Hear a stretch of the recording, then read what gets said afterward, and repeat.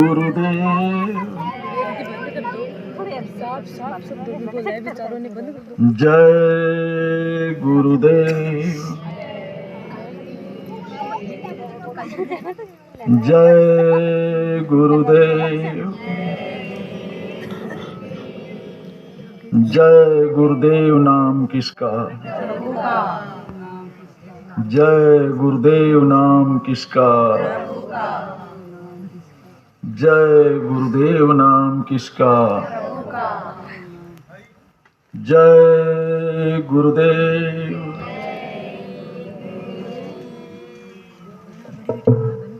शब्द रूप में विराजमान परम पूज्य परम संत बाबा जय गुरुदेव जी महाराज, वक्त के महापुरुष पूज्य श्रद्धेय महाराज जी, उपस्थित सभी सम्मानित सत्संगी भाइयों, माताओं, बहनों और बच्चों, सबको सादर जय गुरुदेव।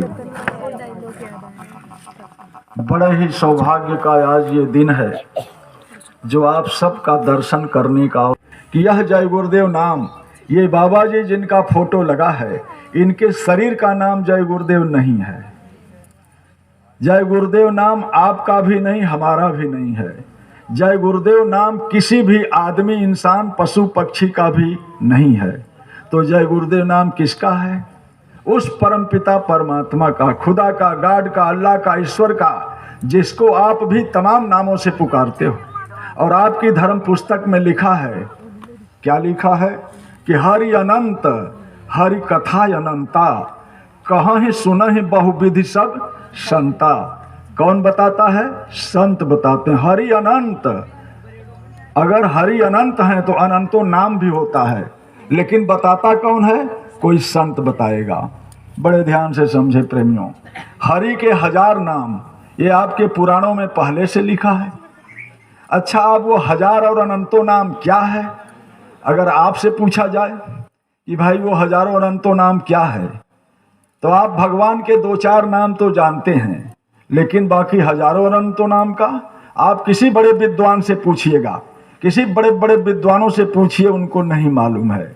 ये हजारों और अनंतों नाम का ज्ञान, जैसे महात्मा संत जब मिलते हैं, सच्चे गुरु, संत तो बहुत लिखने हैं, अपने नाम के आगे लिखते हैं संत फलाने, संत फलाने। नाम के आगे संत लिख देने से संत कोई नहीं होता है। संत का गुण, संत का लक्षण, संत का काम जब करेगा तो अपने आप उसको लोग संत कहते हैं। इसलिए प्रेमियों बड़े ध्यान से समझो कि ये हजारों और अनंतों नाम जो भगवान के हैं, उसे महात्मा बताते हैं, इस पर शंका नहीं करना है। क्यों? कि समय समय पर दुनिया में इंसान बदलते रहते हैं, और जब जैसा युग आता है भगवान के नाम बदलते रहते हैं। कैसे? जैसे इस धरती पर देखो आप, सतयुग आया चला गया, त्रेता युग आया, लेकिन जब उस समय रावण के अत्याचार से धरती जो है एकदम पाप से भराशायी हुई, तो आप देखो उस समय अयोध्या में राम का अवतार हुआ। जब राम का जन्म अयोध्या में हुआ, तब उस समय भगवान का नाम राम रखा गया। उसके पहले कोई नहीं जानता था। उसके पहले सतयुग में जो है वेद की रचना हुई थी। वेद में 1 लाख श्लोक है, 80,000 कर्म कांड, 16,000 उपासना कांड, 4,000 ज्ञान कांड। कहीं राम का नाम भी नहीं मिलेगा, इसलिए कि भगवान का नाम राम रखा ही नहीं गया था। फिर आगे क्या हुआ? भगवान राम धरती पर आए और धर्म की स्थापना किए, दुष्टों का संहार किए। उसी अयोध्या के सरजू नदी में डूब करके चारों भाई समाप्त हो गए। जब राम शरीर छोड़ दिए, उसके बाद क्या हुआ? त्रेता भी खत्म हो गया, अब द्वापर युग आ गया। अब द्वापर में फिर जब कंस और दुर्योधन का अत्याचार बढ़ा, तो फिर धरती पर शक्ति तो वही आती है, शरीर और नाम बदल जाता है। शक्ति तो वही आती है, शरीर और नाम बदल जाता है। अब वो क्या हुआ? फिर मथुरा में श्री कृष्ण का जन्म हुआ। जब मथुरा में श्री कृष्ण का जन्म हुआ तब भगवान का नाम कृष्ण रखा गया, उसके पहले तो कोई नहीं जानता था। अच्छा, एक बात समझना है कि भगवान का नाम राम और कृष्ण रखा किसने है? राम उनके माता पिता ने नहीं रखा, कृष्ण नाम भी उनके माता पिता ने नहीं रखा। आप इतिहास उठाकर पढ़िएगा, भगवान का नाम राम उनके गुरु वशिष्ठ ने रखा था, कृष्ण नाम भी उनके गुरु महर्षि गर्ग ने रखा था। चूंकि आपके नाम रखने और महात्मा के नाम रखने में अंतर होता है। क्या होता है? जैसे आप भी अपने लड़के का नाम राम, हनुमान और कृष्ण रखते हैं, तो आपके नाम रखने से आपका लड़का राम और कृष्ण जैसा हो जाता है? नहीं होता है। महात्मा जिस नाम को रखते हैं उसमें शक्ति, उसमें पावर, उसमें ज्ञान, उसमें प्रकाश भर देते हैं, और उस नाम से जब सभी जीवों का लाभ होता है। ऐसा नहीं कि हिंदू का होगा, मुसलमान का नहीं, ब्राह्मण का होगा, हरिजन का नहीं, अमीर का होगा, गरीब का नहीं। नहीं, उस नाम से जब सभी जीवों का लाभ और रक्षा होता है तब लोग उसे भगवान मानते हैं। इसलिए प्रेमियों, आप शंका करने की कोई जरूरत नहीं है। जैसे अब कृष्ण आए द्वापर में, अब आप कहो कि नहीं नहीं हम राम को मानते, हम कृष्ण को नहीं मानेंगे, तो वो तो कहकर गए भगवान राम कि मैं तो जा रहा, धरती पर फिर आऊंगा। शक्ति वही आ गई, शरीर और नाम बदल गया। अब आप पहचानने में धोखा खा गए। पढ़े लिखे लोग भी नहीं पहचानते थे। जब राम धरती पर आए उस समय भी गांव गांव में साधु महात्मा ऐसे ही जाकर गांव गांव में प्रचार करते थे कि अरे इंसान पढ़े लिखे विद्वान, देखो ये राम अवतारी शक्ति हैं, इनसे आपका लाभ और भला हो सकता है। पढ़े लिखे लोग क्या कहते बताओ? ये महात्मा लोग झूठ बोल रहे हैं क्या? अरे हम लोग पढ़े लिखे आदमी हैं, हम लोग खूब जानते हैं राम अयोध्या में फलाने राजा के लड़के हैं, फला जगह शादी हुआ, ऐसे ऐसे काम करते हैं, ये भगवान कैसे होंगे? उस समय लोगों ने नहीं पहचाना। प्रेम भाइयों, चले जाने के बाद जब उनका जीवनी और इतिहास लिखा गया, आपको पढ़ने और सुनने को मिला, तब आज आप छाती पीटते हो भगवान है, राम भगवान है। राम ने कहा मैं फिर आऊंगा, फिर आ गए। द्वापर में आए, शरीर और नाम बदल गया, कृष्ण नाम पड़ गया। फिर गांव गांव में प्रचार होने लगा, ये कृष्ण अवतारी शक्ति। फिर लोग धोखा खा गए। कहा बताओ, ये साधु महात्मा झूठ बोलते हैं। हम लोग पढ़े लिखे आदमी जानते हैं कृष्ण मथुरा में एक छोटी बिरादरी में पैदा हुए, ऐसे वैसे शादी कर लिया, ऐसे वैसे काम भी करते हैं, ये भगवान कैसे हो जाएंगे? प्रेम भाइयों, उस समय उनका भी विरोध हुआ, राम का भी विरोध हुआ। और जिसने पहचाना, थोड़े से लोगों ने जिसने पहचाना उसका काम भी हो गया, उसकी आत्मा का काम हो गया। इसलिए आप बड़े ध्यान से समझो प्रेमियों, कृष्ण भगवान भी इस धरती पर धर्म की स्थापना किए। 18 दिन के अंदर पूरे विश्व के विज्ञान को मिट्टी में मिला दिया, खून की दरिया बहा दिया। लेकिन फिर क्या हुआ? भगवान कृष्ण को भी एक बहेलिया ने धनुष बाण से मार दिया, वो भी शरीर छोड़कर चले गए। जब कृष्ण भी चले गए तो द्वापर भी चला गया। और उसके बाद क्या हुआ? उनका जीवनी और इतिहास जब लिखा गया, तब आज हम लोग, दुनिया के लोग कहते हैं नहीं कृष्ण भगवान है, भगवान है। कृष्ण ने कहा मैं फिर आऊंगा, मैं तो शक्ति वही आती है, केवल शरीर और नाम बदल जाता है। लेकिन अब क्या हुआ? अब कलयुग आ गया। कितने दिन हुआ? 5400 साल हो रहा है इस धरती पर कलयुग के आए और द्वापर के गए। आज से 5000 साल पहले इस धरती पर भगवान कृष्ण थे, 5 पांडव थे, कौरव थे, सब काम हुआ है। लेकिन आज 5400 साल हो गया कलयुग में, तो अब इसमें भी तो कोई पापाचार अत्याचार होगा तो भगवान आएगा। कहा जब जब हो ही धर्म की हानि। भगवान कृष्ण ने कहा यदा यदा ही धर्मस्य ग्लानिर्भवत् भारत, जब जब धरती पर धर्म की हानि होती है मैं आता हूं। तो प्रेमियों, कलयुग में धर्म की हानि हो रही कि नहीं? चारों तरफ अत्याचार और धर्म हो रहा कि नहीं? तो फिर वो प्रभु आएगा कि नहीं? आएगा। और जब आएगा तो आप कैसे पहचानोगे? जब सतयुग त्रेता द्वापर में नहीं पहचाना तो कलयुग में कहे तो मलिन युग है। कल केवल मलमूल मलिना, अब पाप पयोनिधि जनमन मीना, मन केवल बुरे कर्मों में ही भागता है। ऐसे समय में कैसे पहचानोगे? इसलिए संत आपके धर्म पुस्तक में लिखा है। क्या लिखा है? इस धरती पर अवतार भी 2 तरह का होता है, एक कलंकी अवतार, एक निष्कलंक अवतार। तो कलंकी अवतार क्या होता है? वो प्रभु धरती पर अपने शरीर धारण करता है तो अपने हाथ से दुष्टों का संहार करता है, उसे कोई पाप और हत्या नहीं लगता है। राम धरती पर आए, धनुष बाण उठाया, किसके कहने पर? अपने गुरु के कहने पर, गुरु के आदेश पर उन्होंने धनुष बाण उठाया। 1 लाख पुत्र 1.25 लाख नाती, 2.25 लाख तो रावण का शुद्ध ब्राह्मण खानदान था, समाप्त कर दिया। तो क्या राम को हत्यारा कहते हैं? राम को ब्रह्म हत्या लगा? नहीं, गुरु के आदेश पर जब आप, सच्चा गुरु मिल गया, उसके आदेश पर जब आप करोगे, कोई पाप और पुण्य नहीं लगता है प्रेमियों, परमार्थ बनता है। फिर देखो आप, कृष्ण भी वही काम किए। कृष्ण भी चले गए गुरु के आश्रम में बचपन में, और उन्होंने भी यही काम उनको दे दिया। कहा कृष्ण इस समय धरती पर अधर्म हो रहा है, चक्र सुदर्शन पकड़ा दिया, और देखो आप कृष्ण भी वही काम किए। प्रेमी भाइयों, कितने लाखों करोड़ों लोगों का संहार, 56 करोड़ तो जदवंशी थे जो एक ही दिन में समाप्त हो गए, कितनी सेनाएं समाप्त हो गई। लेकिन कृष्ण को कोई हत्यारा पापी नहीं कहता है, भगवान कहा जाता है। लेकिन अब उसके बाद क्या हुआ? कलयुग आ गया। तो कलयुग में कलंकी अवतार नहीं होगा, निष्कलंक अवतार होता है। कलयुग अवतार 2 तरह का, कलंकी अवतार, निष्कलंक अवतार। तो निष्कलंक अवतार क्या होता है? संतों का होता है। निष्कलंक का मतलब वो अपने हाथ से किसी को नहीं मारेगा, काटेगा, न सताएगा। वो सबको जो है उपदेश करेगा, सबको उपदेश करेगा। भोजन कैसा होना चाहिए, मनुष्य का चरित्र कैसा होना चाहिए, माँ बहन का पहचान होना चाहिए, झूठ छल कपट धोखा, ये सत्संग उसका काम है। सत्संग से माध्यम से चरित्र का निर्माण स्कूल में नहीं होता है। ये जो स्कूल खुले हैं, बड़े बड़े विद्यालय, उसमें चरित्र का निर्माण तो महात्माओं के आश्रम में होता है, लेकिन हम लोग भेजते नहीं हैं बच्चों को। इसलिए प्रेमियों, इस धरती का इतिहास है, कलयुग में संत अवतार ही निष्कलंक अवतार होता है, निष्कलंक अवतार होता है। अच्छा, आप देखिए एक बात और है कि संत भी 2 तरह के होते हैं, एक नित्य अवतार, एक निमित्त अवतार। 2 तरह के संत होते हैं।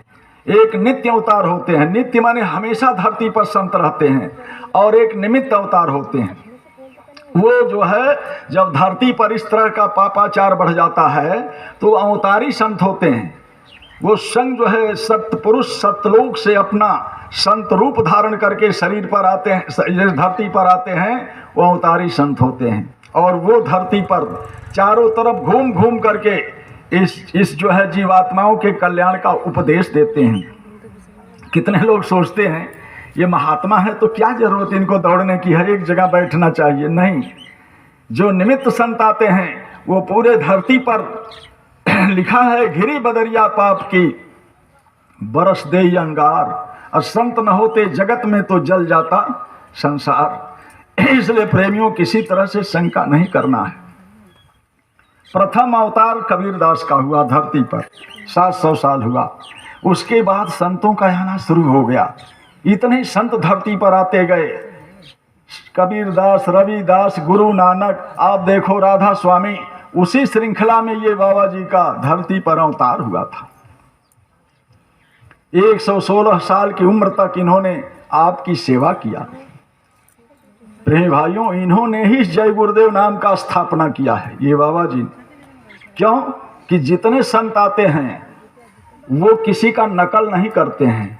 लीक लीक गाड़ी चले, लीक ही चले कपूत, और लीक छोड़ तीनों चले शायर सिंह सपूत। प्रेमी भाइयों, ये महात्मा जब आते हैं, जैसे कबीरदास आए, भगवान का नाम क्या रखा? साहब से सब होता है, बंदे से कछुना। लेकिन देखो आप, गुरु नानक देव आए, उन्होंने भगवान का नाम क्या रखा? वाहे गुरु, वाहे गुरु। देखिए, नाम भी 2 प्रकार का होता है, एक ध्वन्यात्मक नाम, एक वर्णात्मक नाम। ध्वन्यात्मक नाम जबान से नहीं लिया जाता है, वो अंदर अंदर ही उसका जाप होता है। वर्णात्मक नाम पुकार करके कहा जाता है, वो सबके लिए होता है। राम का भी नाम ध्वन्यात्मक नाम क्या है, ये आपको वही महात्मा बताते हैं। ये राम क्या है? वर्णात्मक नाम है। कृष्ण क्या है? वर्णात्मक नाम है। ध्वन्यात्मक नाम को ही संत बताते हैं, जो आपको कहा जा रहा है कि नामदान मिलेगा, नामदान मिलेगा। प्रेमी भाइयों, वो भेद है, गोपनीय है, उसको कोई नहीं जानता है। जब ये संत बताते हैं तब लोग जानते हैं। इसीलिए लोगों को कहा जाता है चलिए सत्संग में, वहाँ नामदान होगा, नामदान। और वो गुप्त भेद जो है, जिसको आत्मा जाप करके अपने मुक्ति मोक्ष को प्राप्त करती है जीते जी। इस तरह से जो है राधा स्वामी आए, देखो आगरा के दयाल बाग में। उनका नाम राधा स्वामी नहीं था, उनका नाम था शिव दयाल जी महाराज। लेकिन उन्होंने राधा स्वामी नाम से भगवान का सिद्धि किया, जागृति किया, इसलिए संबोधन में लोग राधा स्वामी कहते थे। जब उन्हीं के बाद ये बाबा जी का अवतार हुआ तो बाबा जी ने भी उसी हजारों नाम में से इस जय गुरुदेव नाम को सिद्ध किया है, जगाया है। बड़ी कठिन तपस्या किया ये बाबा जी महाराज, एक एक रोटी खाकर 22-22 घंटे साधना किया, इस जय गुरुदेव नाम को सिद्ध किया। यह जय गुरुदेव नाम को अनामी लोक से उतार करके लाया और प्रेमी भाइयों इसको सिद्ध करके फिर आपके बीच में प्रचार करने का आदेश दिया। सभी इंसानों को बता देना कि जय गुरुदेव नाम मेरा नहीं है, जय गुरुदेव नाम उस परमपिता परमात्मा के हजारों अनंतों नाम में से एक नाम है। लेकिन नाम जो वक्त का होता है, जो नाम समय पर रहेगा, उसी से तो आपका रक्षा होगा। प्रेमियों, आप सोचो, जिस समय राम थे तो देखो आपने शिवरी ने पुकारा, राम मिल गए। अब आपको देखो जब वक्त आया, अब राम चले गए, अब कृष्ण नाम पड़ गया, तो उस समय द्रौपदी ने किसको पुकारा? हरो द्वारिका नाथ, कृष्ण को पुकारा। कृष्ण तुरंत प्रकट हो गए। अब आप कहोगे नहीं हम नहीं मानेंगे, हम तो राम को तो आपके मानने न मानने से क्या होता है? यह कुदरती व्यवस्था है, नेचुरली फंक्शन है। इसको आपके न मानने से कुदरत पर कोई असर नहीं पड़ती है। कुदरत जबरदस्ती मना देती है।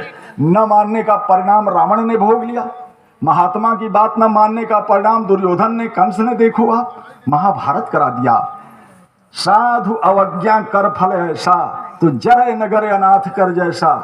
आपकी रामायण में लिखा कि जब संत महात्मा तमाम ऋषि मुनि जब रावण को समझाए कि देखो भाई ये अवतारी शक्ति है, इनसे मत टकराओ, सीता को वापस कर लो, तुम्हारा बहुत बड़ा कल्याण। लेकिन रावण ने नहीं माना। क्या हो गया? पूरा नगर लंका राख हो गई जल करके। कैसे? आप देखो रावण के पास बड़ी भारी सिद्धि थी, तमाम देवी देवता, अग्नि देवता की सिद्धि थी, बिना रावण के आदेश के कि उनका भजन करता था, शुद्ध शाकाहारी भोजन करता था। आप देखिए फूस की झोपड़ी में रहता, रावण का सगा भाई था, आधे का हिस्सेदार था, लेकिन नहीं, वो ऐसे ही भजन भगवान का करता। लेकिन आप देखो सारी लंका जल गई, चले निशाचर भाग, और उसी लंका में फूस की झोपड़ी नहीं जली। क्यों? उसके दरवाजे पर राम राम लिखा हुआ था, भगवान का नाम लिखा था, भगवान का झंडा लगा था। प्रेमी भाइयों, अग्नि देवता प्रणाम किए, आगे चले गए। झंडा क्यों लगाया जाता है? ये जय गुरु वक्त का झंडा है। गुरु महाराज ने इसको जगा कर दिया है। अपने मकान पर लगाने से केवल एक आदमी नहीं, गांव की रक्षा होती है। लेकिन हम आप इसको समझ नहीं पाते हैं। हमारे बहुत से प्रेमी भाई करते हैं। इसलिए प्रेमियों, आप देखो, ये तो मैं छोटी छोटी बातों को अभी लोग आ रहे हैं, इसलिए मैं केवल अभी परिचय बता रहा हूँ। जय गुरुदेव नाम का गुरु महाराज ने सिद्ध किया और जगाया है। कहा गांव गांव में जाकर बता देना। प्रेम भाइयों, ऐसे मत मानना, कभी आप इस नाम की परीक्षा लेना। जब आपको इससे लाभ मिले, रक्षा हो, तब मानना जय गुरुदेव नाम भगवान का है। लेकिन परीक्षा कैसे आप लेंगे? स्वामी जी ने कहा लोगों को ये भी बता देना, नहीं तो पता लगा फिर आप धोखा खा जाएं। परीक्षा कैसे लेंगे? मान लो आप किसी संकट में, मुसीबत में, बीमारी, परेशानी में कहीं फंस गए दुनिया में, चाहे अपने घर में हैं, कोई बूढ़ा बच्चा, माता बहन बीमार हो गया मान लो, अब वो बेहोश होता जा रहा है तो सब आपके पास साधन, कभी मौके से होता है, गाड़ी नहीं, ड्राइवर नहीं, पैसा नहीं, डॉक्टर दौड़े दौड़े गए, डॉक्टर नहीं मिला, अब रोगी तो बेहोश हो रहा। बाबा जी ने कहा कि जितना आप देवी देवता की पूजा किए उसी को बुलाकर रक्षा कर लेना, जितना धन दौलत कमाए उसी से अपना काम चला लेना। अगर कोई आपका सहारा न मिले तो आप उस रोगी के कान में, क्योंकि वो तो बोल नहीं पाएगा, बेहोश है, गांव परिवार का कोई भी आदमी जोर जोर से बोलना। क्या बोलेंगे? जय गुरुदेव नाम प्रभु का, जय गुरुदेव नाम प्रभु का 10 बार बोल करके आप चुप हो जाना। 1 मिनट के बाद वो रोगी आंख खोलेगा। अगर वो मौत से मर रहा, शायद उसकी मौत ही आ गई है, तब भी सेकंड के लिए आंख खोल करके चला जाएगा। लेकिन अगर रोग और बीमारी से मर रहा है, उसकी रक्षा हो जाएगी। उस समय तो बच ही जाएगा, फिर आपको मौका मिल जाएगा, उसकी दवा जरूर करा देना, क्योंकि बीमारी हमेशा के लिए ठीक हो जाए, फिर धोखा किस बात का। इसलिए प्रेमी भाइयों, महात्मा किसी को धोखा नहीं देते हैं, और हम आप चाहें महात्मा को धोखा देना तो आप भी नहीं दे सकते हैं। आप अपने को धोखा देते हैं, महात्मा को नहीं दे सकते हैं। वो परम संत होते हैं प्रेमी भाइयों, उनका कोई भी प्रकार से आप चाहे आलोचना करो, निंदा करो, उनको कुछ नहीं। बूद अगाध सहे गिरि कैसे, अखल के वचन संत सह जैसे। इस तरह का प्रेमियों आपके धरती का इतिहास है। अब ये बाबा जी महाराज, देखिए मैं छोटा सा, बाबा जी का नाम क्या है? अब आप ये सोचेंगे, जब जय गुरुदेव नाम नहीं है तो उनका नाम क्या है? गुरु या बड़ों का नाम भारतीय संस्कृति की मर्यादा में नहीं लिया जाता है। जैसे स्त्री अपने पति को नाम लेकर नहीं पुकारती है, ऐसे ही शिष्य अपने गुरु को नाम लेकर के नहीं पुकारता। इस मर्यादा में हम आपको इशारे में बता देते हैं। बाबा जी के शरीर का नाम वही है जो रामचरितमानस को लिखने वाले गोस्वामी जी का नाम है, वही नाम बाबा का है। जय गुरुदेव नाम उस परमपिता परमात्मा का नाम है। ये बाबा जी ने इसको सिद्ध करके पूरे हिंदुस्तान नहीं, पूरे धरती पर इसका प्रचार किया। इसलिए संबोधन में कहा जाता है बाबा जय गुरुदेव। जैसे कोई जा रहा है, साइकिल वाला, बर्फ बेचने वाला, अब आपको नाम नहीं मालूम करे, साइकिल सुनो सुनो, वो रुक जाता है, फिर आपका उससे पता परिचय नाम सब हो जाता है, काम भी हो जाता है। उसका नाम साइकिल नहीं है, उसका नाम बर्फ़ वाला आप बोलते हो, बर्फ़ वाला नाम नहीं है, लेकिन रुकने के बाद सब परिचय हो जाता है। अब ये छोटा सा परिचय हुआ, बाकी अब बाबा जी का संदेश क्या है इसको आप सुनिए।